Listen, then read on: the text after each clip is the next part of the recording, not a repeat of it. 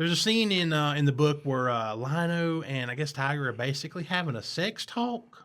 He's giving Lino, who is basically a boy in a man's body, kind of a sex talk. Did you read it as he's encouraging him to bang Calica like I did? He's pretty much telling him, hey man, time is fleeting, time is short. Get in there. Get that Barbcat penis in there. Like, I mean, that's how I read it. He's basically like, you have these feelings and you should act on them, and you should mount her from behind. Welcome to Tal Capes. I'm Cody Nestor. He's Todd Hill. Hey, guys. And today we're back to discuss Thundercats issue number 4. Todd, no beating around the bush here. What did you think the story was? Basically, so far this entire series, Lino having the hots for Calica has cost him his team almost, his friendship with Panthro, and spoiler alert, this issue, it does cost him the eye of fucking Thundera. Quick lesson here, folks. Don't think with your loins. It can only hurt the team. Yeah, don't think with your barbed cat penis. Is that what you're saying? Yes. Todd, we said issue 4 would determine if we continue reading this series or if we stopped cold right here and we dropped it like a steaming cat turd in a litter box. What's the verdict, Todd? Are we continuing on, or is this it for Thundercats? In all seriousness, seriousness, speech is fundamental. I think I'm done. I think, this has been, a lot of it's just been very decent, decent story, decent artwork. It's moving at a little bit of a slower pace than I like, personally. I think I may revisit it later on as maybe let a few issues build up. Maybe I think this said it ended as Arc 1. Maybe wait till Arc 2 is done and pick it up. But as far as us covering it monthly, unless the boss says we're going to do it, I'm done. Gotcha. Yeah, I can't disagree. It does wrap up, and it does kind of say end of Arc 1, which we didn't know that was coming. Like this, we didn't know this was Arc 1. It was going to end in 4 issues.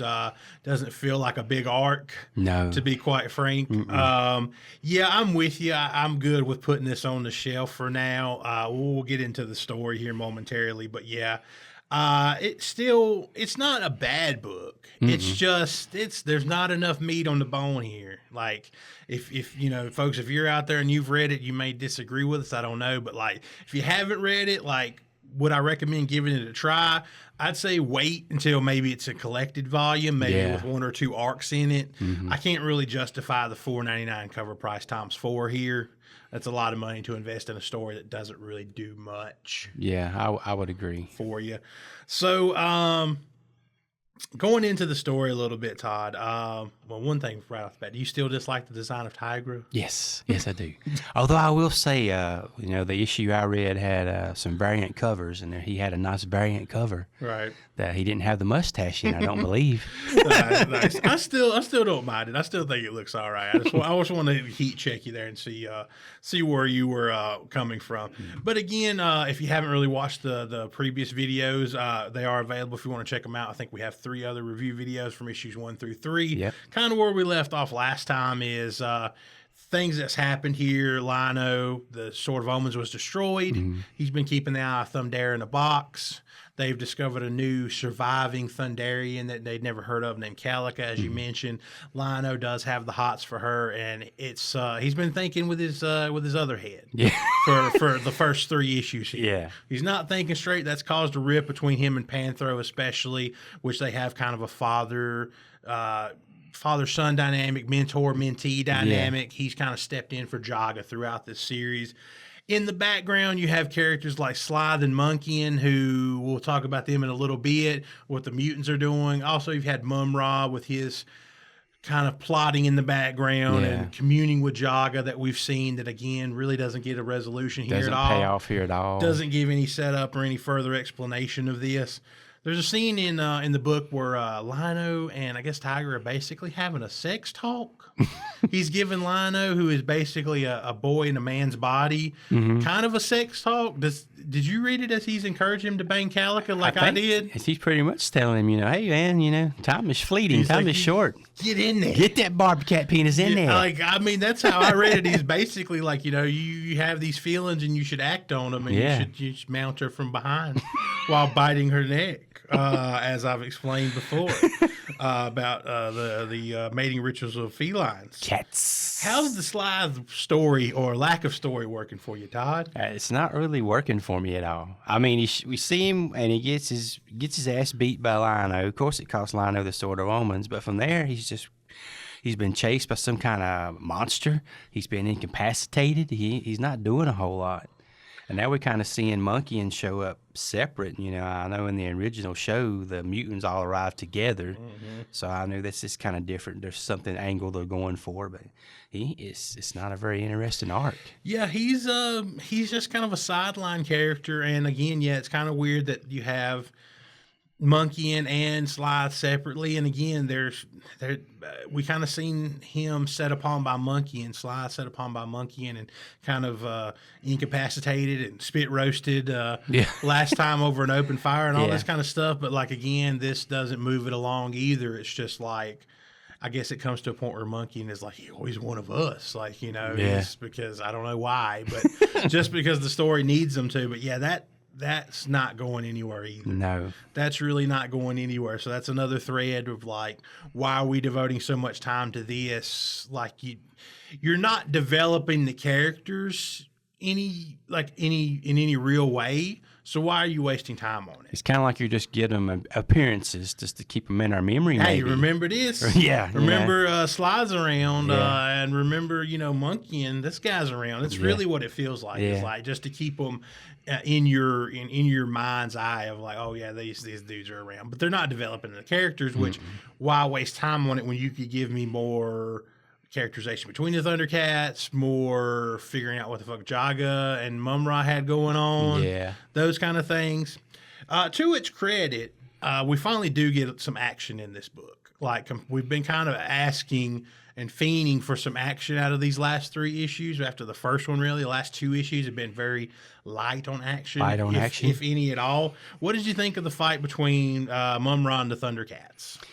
It was decent, but a lot of it took place in small panels. Did you notice that? It was like really small panels. Yeah, other than like the big like clash of Lino and Mumm-Ra. Yeah. Like other than that, like it was a lot of small panels, and like I still got to give it credit. I don't want to talk too much shit because I have been asking for some action. And we did get it. We can't really, shit on it too much. Too much, yeah. Did you notice Mumm-Ra hit Tygra with the old Emperor Palpatine? I saw that, yeah. And he's unlimited power. Yeah, as he just like frickazees Tygra there. What the fuck is a Thunder Cutter? I'm not familiar with the Thunder Cutter. There's a point in the book where Lino obviously he doesn't have the Sword of Omens. But he's like, I've got the Thunder Cutter. I've got this thing called the Thunder Cutter, which looks like any average sword you've ever seen. It kind of looks like a Leonardo's katana from TMNT. You know what I mean? It's not very distinct. It's not the Sword of Omens, obviously. And he just pulls out something called the Thunder Cutter, and apparently it's like somewhat as decent as the Sword of Omens, and I'm like, what? I don't remember it from the original show. Yeah, that was going to be my question. I'm like, have you ever heard of it? Was it in the original show? If someone does, let us know in the comments, because I don't remember it. Yeah, I don't either, but I'm like, again, that's the problem here too. Like, where are we at with the Sword of Omens? I would have figured it would have been repaired or something by now, or something would have happened with it. Yeah. Like, but no, we've still got Lino. Now he's just using some basic bitch sword called the Thunder Cutter, and we're not getting any development there. What do you think about the introduction of the Thundertank, Todd? If I'm being honest, it was kind of underwhelming. I mean, that should have been... It's like one panel. Yeah, it was like one panel, and it should have been like a page. I thought it should have been its own, like a splash page. Right. And it should have blew you away, but it just kind of was, this Thundertank. Right. What about design-wise? If not the impact-wise, what about design-wise? I have no really problems with the design. It was changed a little bit. Obviously, it got modernized, but I had no problem with the look. It was kind of an underwhelming introduction. Right. If I'm being honest. Yeah, I can't disagree. I think it is a little bit underwhelming. I thought it was going to be used more to kind of mop the floor with the Mumm-Ra's kind of like mummified minions that he had as well Yeah. in the fight. I thought we were going to see a little bit more of that, or maybe that was the thing that kind of chased Mumm-Ra off a little bit, maybe. But no, it shows up. It's in a panel or two, and it's forgotten about just as quickly as it's kind of introduced, which again is sad because we've been looking for some of those elements like the Thundertank and the claw shield. We've still not seen. We get hints that they're Lino kind of towards the end of the book. He's like, "Hey, Panther, what about old Cat Slayer, huh? Yeah. Can you get cracking on that for us?" We're going to make this place our home. We need to get some fortifications going. We need a place to stay. Yeah. So how about a cat themed layer? Can you get to working on that, old man? I was disappointed. I don't know about you, but I thought in this based on. I guess, was it even on the cover? I can't remember. Was it on the cover of this book, Mumm-Ra, the ever-living version? Or am I crazy? I don't remember it. I think you may be right. But the ever-living version of Mumm-Ra doesn't appear in this book. Why not, Todd? I don't know, and it was kind of confusing because if you go back to the original show, usually if he left the tomb to actually fight or do anything that involved any kind of physicality, he had to take his ever living form. Mm-hmm. His mummy form, was pretty much just he was in that crypt. He may could manipulate things from afar, or send a plague or two here and there. But if he actually got out to do some business, he was in his ever living form. But here he's still a mummy form, and I just didn't. Again, I didn't get it. Wasted. Yeah, wasted opportunity. I think there. At this point, what are you holding it? What are you withholding it for? You're still trying to build viewers. Yeah. Or readers, not viewers. You're still trying to build readers. So, what are you holding back on some of this stuff for? You need something. Again, we're non-weekly comic readers. We picked this up because we're fans of Thundercats, and we thought it'd be interesting. It's a #1. It's a relaunch of a book, a new Dynamite book, a new Thundercats run, interesting art. Again, we're kind of your demographic besides your hardcore readers. We're the people that you want. We're casuals now, Todd. We're filthy casuals when it comes to picking up comics. Exactly, and you're not holding our interest as people that used to be really like weekly pull list guys, and you're not holding our interest. So you've got a problem here somewhere with your storytelling. In the background of the Lino, Mumm-Ra, Thundercats fight, you also have Mumm-Ra kind of hinting at he has his spies, he has his little birdies, he has his plotting devices in the background, hinting at Calica being on his side. We also see her she's taking the Eye of Thundera out of Lino's little shoebox under his bed. She's somewhere in the mountains now doing something, hiking around, going somewhere. We don't know where she's going. Is she going back to Mumm-Ra? Is she not? There's a part in the book, if I'm not mistaken, where she kind of, I think, does she go through that portal? Yeah, I think she goes through that portal because she attacked Snarf or something, didn't she? She attacked Snarf telepathically, I think he says, or something like that. But she goes through that portal, which we've seen in one of the previous issues where it's it opens up to the treasure room of the Thundercats treasure room and all this stuff. Yeah. It's kind of ambiguous where else it could go, but we see her kind of hiking around with the Eye of Thundera. And it's almost like either she wasn't really working with Mumm-Ra, because you see him, he kind of remarks, he's kind of startled during the fight. He's like, "Oh, I feel the Eye of Thundera." He feels like it's almost not on Third Earth anymore. Mm-hmm. She's either, do you think it's a situation where she was working with him and she's betrayed him, or she was never really working with him and the book wants us to believe that she was working with him? I kind of think so much is pointed to her working for him. I kind of think it's the opposite. I kind of think she may originally maybe started out that way, or maybe she started to have feelings for Lino. Maybe she thinks she's rescuing it. That's why she stole it. Right. I don't know. I could see it going that way. Yeah, I could I kind of feel like everything is pointed to her being one of the bad guys. I don't think she really is. Like a red herring. Yeah, how that plays out, I don't know. Yeah, I don't know. We won't know. For a while. We won't know for a while. Yeah, exactly. The ending of the issue, besides Calica kind of taking off with the Eye of Thundera, we kind of, again, planting the seeds. Lino's telling Panther, "Hey, get cracking on that Cat's lair.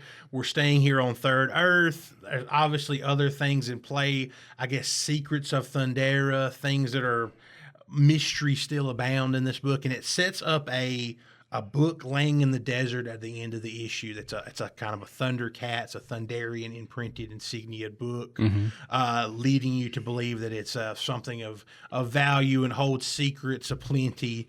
Is that something that you remember from the original show? If I don't remember it now, my memory ain't what it used to be Right. either, but I don't recall it. But it does look like some kind of a journal or diary or something that would contain something important. Is it like the Thundercats Bible? Could be. It's like the King Claudius of James version of something, like, you know. Commandment 1, thou shalt not break the sword of omens. Yeah. Oh, shit. We done broke that one. I don't know. I'm not sure. But again, it's setting up mystery. But like, again, we're setting up shit and we haven't paid off other shit.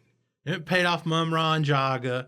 We haven't had anything to do with the Sword of Omens for like 3 issues.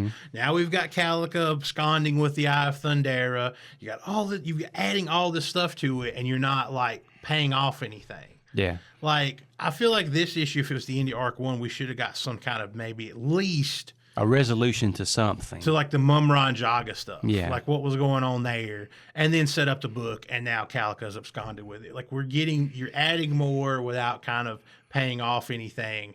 And again, for 4 issues, you're setting up a lot and you're not paying it off, and it's like it's not keeping my attention what you're giving me. Yeah. And Because so that's the far for problem. me, like the only real hook has been, Jaga and Mumm-Ra had, previous It's an encounters. interesting idea. And that was at the end of issue 1, right? Right. And so far, nothing else about that. Yeah, I mean, we've seen them do it again a couple times. Yeah. Like, they're just talking again and whatever. But like, again, it's not evolving the story. And Yeah. again, it's not holding my interest. There's not enough action here to hold my interest. There's not enough character development to hold my interest. We're kind of wheel spinning a little bit. You're setting a lot of stuff up, but I gotta have some payoff. I gotta have some hook here to keep me instead of just adding mysteries. If you're gonna add 2 mysteries, you gotta pay off 1. You know what I Yeah. mean? Kind of thing. You're adding Calica. You're adding this new Thundercats book. You got to pay off something. You got to give me my Sword of Omens back. You got to give me Mumm-Ra resolution. You got to give me something. Like, you can't just keep throwing mysteries at me and expect me to be like, all right. Yeah. And don't get me wrong, nothing would make me happier in a few months down the road to read like a Thundercats volume 1 and, something happened in this series and be like, wow, maybe these guys were on to something. Maybe I just gave up too soon. But right now, I don't have enough to hold on to keep me going monthly reading this. Yeah, I agree. And as we said, this issue marks the end of Arc 1. I read in the solicitations the next issue is a standalone issue. It's like a kind of a filler issue. It's drawn by guest artist Stephen Mooney. So again, we're end of Arc 1 and we're immediately going into a filler book before moving on to Arc 2. So again, it's lack a little consistency here. So again, I don't think we're going to continue to read into Arc 2, at least not for now. For you, Todd, would you say that Thundercats number 4 and the previous issues is worth picking up at $4.99 a pop? And also, what is your review score and your final thoughts for this book and why? I just don't think at $5 a book, there's been a lot here to entice me to pick them up for that price. And your mileage may vary. If you're reading along with this, you maybe already have made that investment. If you're thinking about it, maybe be a little bit hesitant. Maybe if you can read an issue online, kind of get a look at the artwork, get a taste of the story, maybe dip your toe in the water before you go all in. Yeah. My final review score, I think I'm going to stick with a 6. It was a decent story. I think I've stuck at 6 for all 4 of these issues. Right. And I mean, it's been a decent story with some, I would say, good but serviceable artwork. I think for me, this artist's artwork looks better the bigger the panels get. I think the smaller they are, it kind of hinders it a little bit. Yeah, agreed. And I don't want this to come off as a personal attack against these guys. I've never read anything before about this gentleman that's writing this book. I'm not familiar with this artist, so this is my first introduction to them. Yeah, Drew Moss and Declan Yeah, Shalvey. so, like I say, if you do something in a few months from now that blows me out of the friggin' water, I'll be the first one to come back here and tell you that you did it. Yeah, absolutely. Yeah, I can't say that I would recommend you plunk down $20 for 4 individual issues. I would say wait and spend $20 on the collected version, and maybe gets 2 or 3 arcs put into it. For now, I would say hold off if you've been on the fence about purchasing or diving into this series. Like I said, if you can maybe try the first one and stop there. Or again, I would really recommend just if you're watching this to wait for a while, let it build up, let it get a little bit of its footing under it. It might deliver something really worthwhile. For me, review score wise, I'm going to give it a 7. Because it did give me a little bit more action than I'd been given in the last, and that's what I'd been looking for. But again, nothing else sets up or drives the story. We're getting more puzzles than we are answers to those puzzles. Exactly. And that's a big problem. And I agree with you about the art. The bigger the panels, the more space that he has to kind of work with, the art is better. The more compacted it is, it very suffers. It's way more featureless. Yes. More kind of like amorphous, kind of thing. Right. Kind of facial features are kind of lacking and stuff. But the bigger the panels, the better the art is. Yeah. And I feel like the art has gotten better issue to issue. So that's why I'm going to kind of go with a 7. Okay. But again, overall for the series, that's it for us for Thundercats for a while. We may come back to it when we get 2 or 3 arcs kind of under our belt here. Yeah, definitely. But yeah, I would say we both kind of recommend stay away from it from now. Wait till it's collected. Get you a trade paperback or something, or buy it online and see how you feel about it at that point. Yeah. All right, Todd, that's it for us in this episode. We want to thank you so much for watching, guys. Check out our other Thundercats review videos, plus all the other videos we have available here on the channel. Cal Capes will return. We want to thank you so much for watching. Until next time, bye, guys. See you guys.